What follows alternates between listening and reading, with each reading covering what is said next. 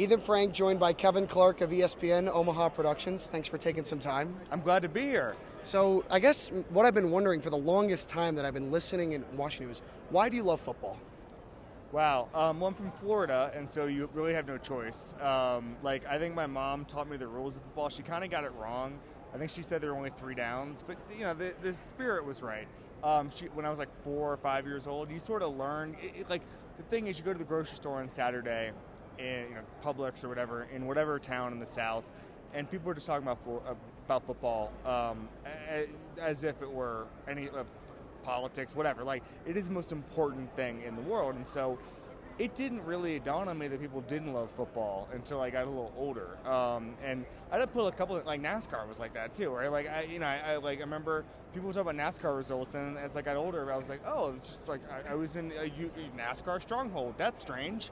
And it turns out they weren't doing that in New York City. But no, with football, it was lifelong. It started with college for me, and it grew to the NFL when I was very young.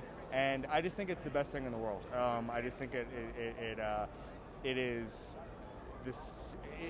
human nature at its finest, and how everything is connected, and how, especially in the college game, where the left tackle saves the quarterback who makes the big play, and the recruiting pipeline and all the things that made that play happen is just fascinating. Like, one of the things I love is just like going on Wikipedia and just following links until you learn a million things. And like, that's all football is. It's just the left tackle got here because that coach knew this guy from 30 years ago at a JUCO and all of this stuff. And I just love how interconnected everything is and how much you learn about people through football. Yeah. So one of the things I find most interesting about you, first of all, is that because I imagine you haven't gotten to go on Around the Horn this week, you still have the highest career winning percentage.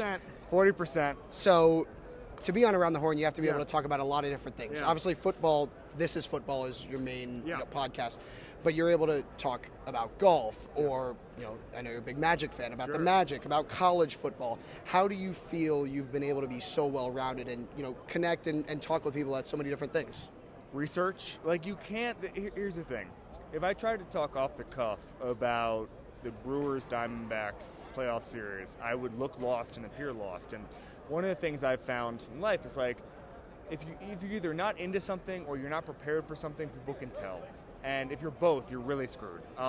There are times where I will have not been able to watch a full game. You're on an airplane. I'm talking about other sports, not football. You're on an airplane, or it's a great example of is that Thursday night football game. There's an NBA game alongside it, on ESPN or TNT or whatever, and you don't see all of it. Well, you rewatch as much as you can. You research that stuff, and you hard work. The answer is hard work, and there's no shortcut to that. And I think that maybe a viewer can pick up that I know more about football than baseball and in most cases basketball. But the point is to have so much information and be so well versed that the gap is not huge. And I think that's the most important thing. And if I was telling anybody anything, it's to be a generalist, understand every single sport, and know that, like, through hard work, you can become an expert in anything for the 45 seconds it's required to talk about it on TV.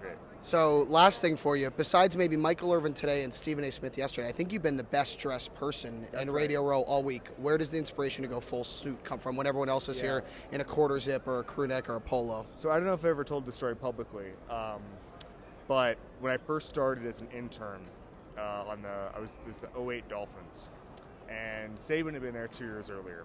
And there was a Dolphins official who had said that Saban, when he was there, had looked out at the assembled media during training camp, and a lot of T-shirts, a lot of shorts, a lot of sandals, and that Saban said to this person, "Don't these guys have any respect for their job?" And, like, that's Saban hyperbole, and of course they had respect for their job. But for some reason, I was what, 19, whatever I was, 18, 20, that's 20. And I just remember thinking, like, don't give anybody a reason or an excuse to not want to answer your questions or blow you off or whatever. Just do everything you can. I know that's, like, a weird thing to say, but, like, from there, always not a full suit. That is the last few years, and TV has opened that up, and doing slow news day and all that stuff. But, like, always suit jacket, as many ties as you can, dress shirts, nice pants, dress shoes. Like, it all comes from that, where you're just like, I'm already an idiot, and, like, I'm already out of place every place I go. I have no idea what I'm talking about, so I might as well give off the appearance that I know what I'm doing. I think that's a really good strategy. Kevin Clark, ESPN Omaha Productions, This Is Football. Thank you. Thanks, man.